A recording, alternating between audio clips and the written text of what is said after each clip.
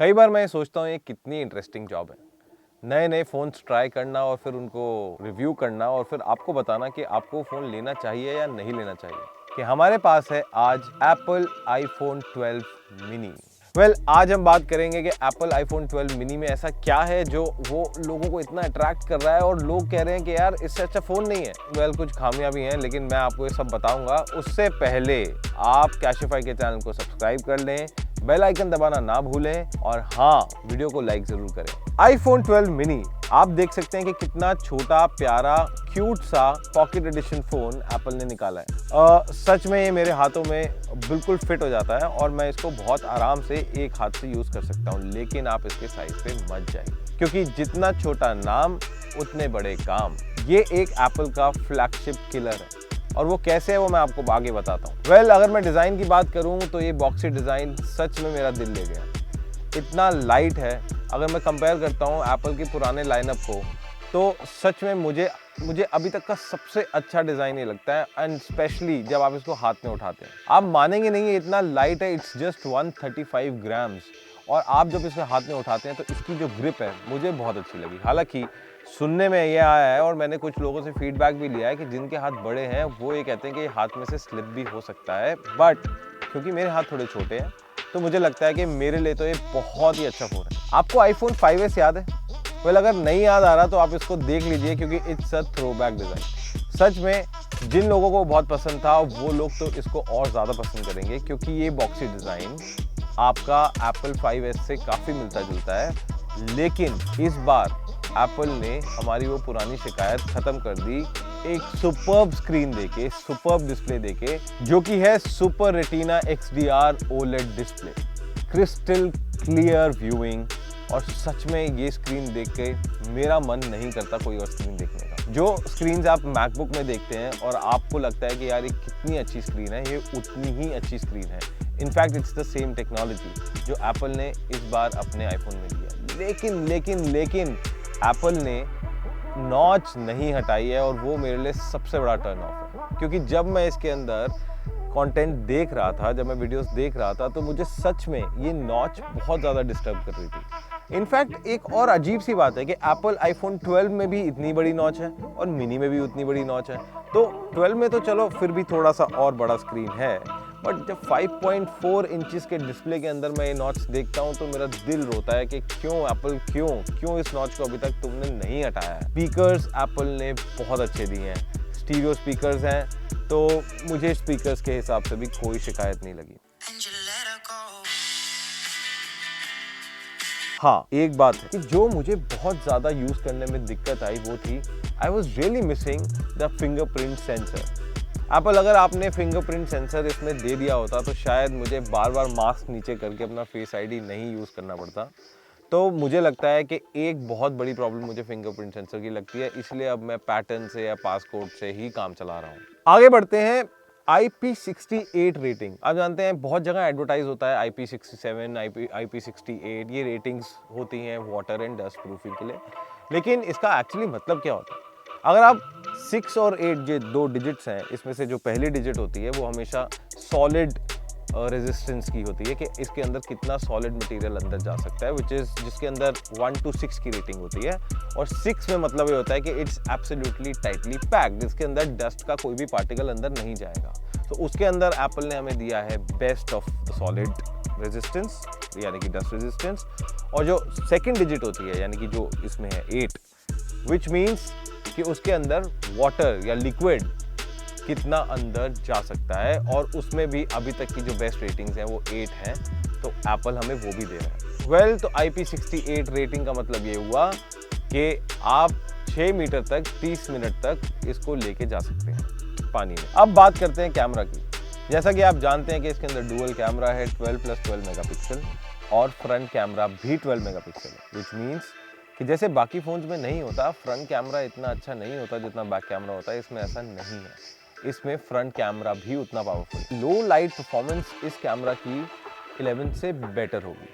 तो जो लोग ये कंपेयर कर रहे हैं कि 11 लूँ या 12 मिनी लूँ, तो वो आपको खैर डिसीजन लेना है। But yes, there is an upgrade in camera, you can't say that there is no upgrade in camera. अगर आप इन पिक्चर्स को देखें जो डे लाइट में ली गई हैं, look at the pictures, how crystal clear these pictures are. मतलब आप शायद ये पहचान नहीं पाएंगे कि किसी SLR से फोटोग्राफी करी है या iPhone 12 मिनी की फोटोग्राफी। और अगर मैं आपको नाइट मोड की फोटोग्राफी दिखाऊं तो आप हैरान रह जाएंगे। ये पिक्चर्स जो आप देख रहे हैं, इनफैक्ट इस टाइम पर बहुत कम रोशनी थी, बहुत कम लाइट थी, और फिर भी ये पिक्चर्स इतनी ब्राइट आई। और अगर आप सेल्फी देखें लो लाइट में तो वो भी कितनी शार्प है। कैमरा डेफिनेटली बहुत पावरफुल है। अगर मुझे इसके बराबर का कोई कैमरा लगता है तो गूगल पिक्सल 5 का है, जिसके शॉट्स मैंने आपको अपनी पिछले वीडियो में दिखाए थे। और अब iPhone 12 आई थिंक अभी तक का सारे फोन्स में से बेस्ट कैमरा मुझे लगता है। तो मुझे ऐसा लगता है कि इस रेंज के अंदर I don't think there is a better camera. अगर मैं वीडियो की बात करूं तो 4K रिकॉर्डिंग है, डॉल्बी विजन रिकॉर्डिंग है, जिसका मतलब ये है कि सच में आपको गिम्बल की शायद ज़रूरत नहीं लगेगी जब आप किसी को स्पोर्ट्स मोड में या किसी स्पोर्टिंग इवेंट को कवर करते हुए आप उसको शूट कर रहे होंगे, तो आपको ऐसा लगेगा कि स्टेबलाइजेशन एप्पल ने अपने आप संभाल ली। और अगर मैं साउंड की बात करूँ, साउंड मतलब जो sound which is being recorded, तो इतना क्रिस्टल क्लियर साउंड। और आप इस वीडियो को भी देख सकते हैं जो मैंने कि iPhone 12 मिनी से ही शूट करा है। आप अभी जो सुन रहे हैं मुझे, वो अभी शूट हो रहा है वो एप्पल iPhone 12 मिनी से ही शूट हो रहा है। तो आप सुन सकते हैं कि आवाज़ में कितना डिफरेंस है। अब मैं स्विच कर रहा हूँ वापस अपने SLR कैमरा पे। तो आपने देखा कि कितना अच्छा साउंड रिकॉर्ड हो रहा है इसमें। तो परफॉर्मेंस की बात करते हैं। परफॉर्मेंस इतनी दमदार है, वेल इसके जैसे मैं आपको बोल रहा था कि इसके साइज़ पे मत जाना, इतनी दमदार परफॉर्मेंस है कि आप हैरान रह जाएंगे कि आप इसके अंदर कुछ भी करिए, कोई भी ऐप खोलिए, कितनी भी ऐप्स खोलिए, आप देख सकते हैं कि कैसे इसमें मैं गेमिंग भी कर रहा हूँ, मैंने और भी ऐप्स खोली हुई हैं और मैंने सब कुछ ट्राई करा है, लेकिन ये फ़ोन परफेक्ट चलता है विदाउट एनी लैग।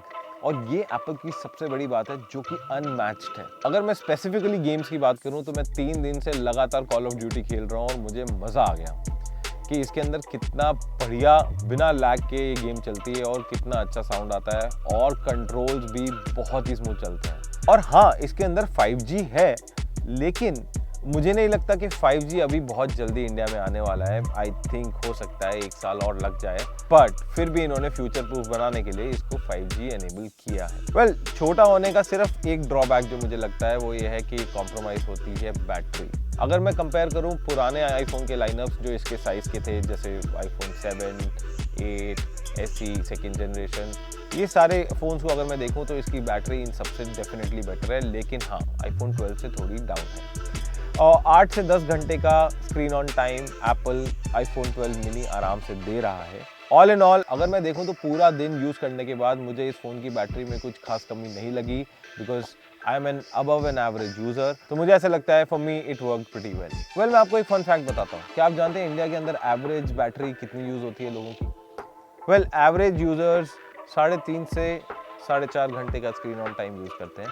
और अगर मैं टीनेजर्स की बात करूं या फिर मैं 18 से 25 साल के लोगों की बात करूं तो उनका 7 आवर्स की यूसेज है। और हाँ, एप्पल iPhone 12 मिनी उस पर खड़ा उतरता है, क्योंकि मैंने इसको यूज़ करके देखा और ऑलमोस्ट 8 to 10 आवर्स की इसने मेरे को बैटरी बैकअप दिया, जिसका मतलब ये था कि अबव एवरेज यूसेज में इट वर्क्स प्रीटी वेल।